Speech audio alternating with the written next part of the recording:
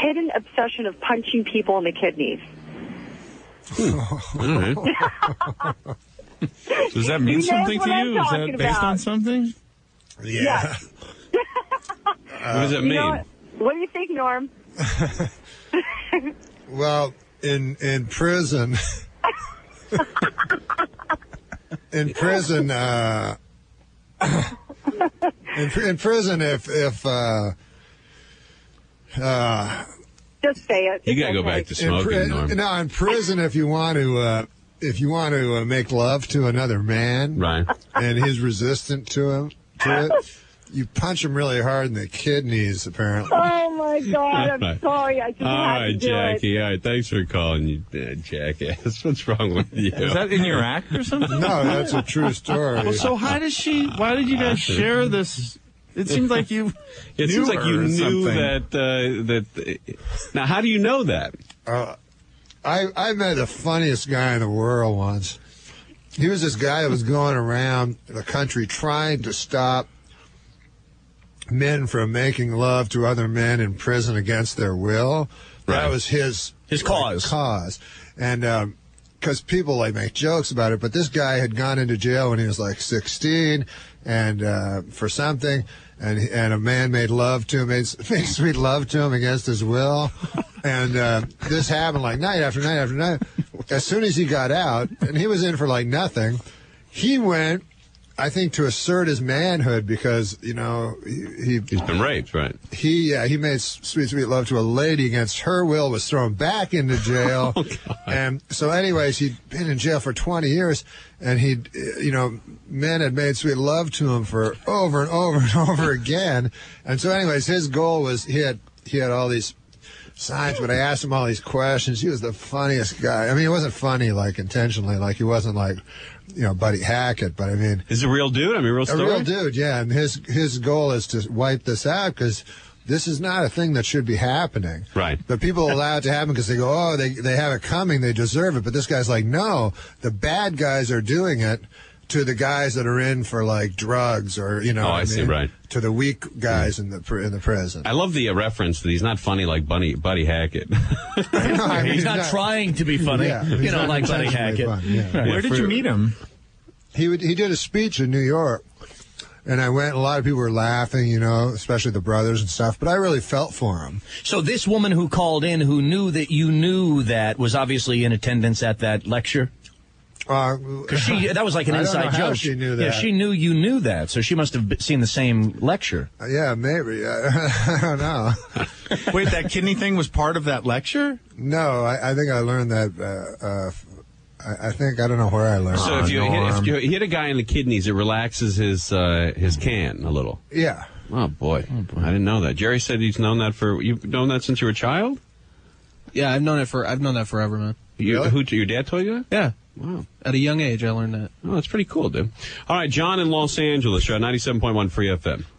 Oh, yes, penetrating whether I'm working on my in-laws' prison cell.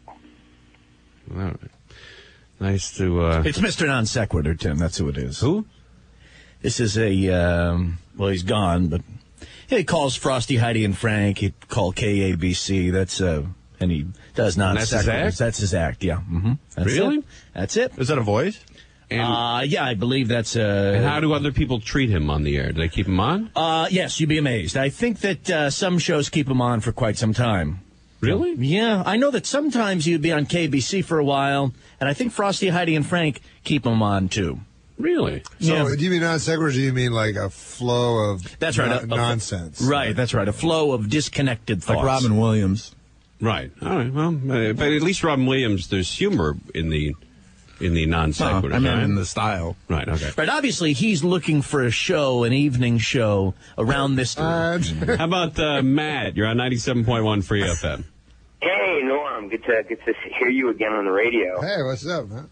I was wondering if you knew that you are a Trivial Pursuit question now. No, really?